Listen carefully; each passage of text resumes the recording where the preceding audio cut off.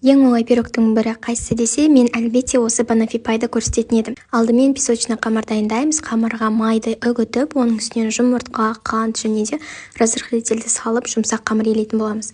Қамырымыз дайын болғаннан кейін жұмсақ болған себепті оны холодильникке 10-15 минутқа кішкене қатуға салып аламыз.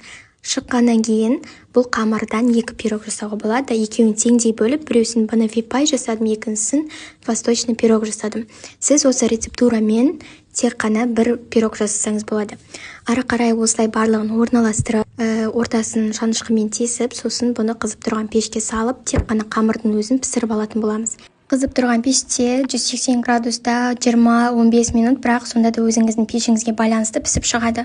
Суыққаннан кейін осындай вареный сгущенканы 3-4 қасығын салып, жағып, оның үстінен бананымызды орналастырамыз. Бір банан полный кетті. Одан соң менде мына жерде базовый крем дегеніміз сливки, творожный сыр және де қант.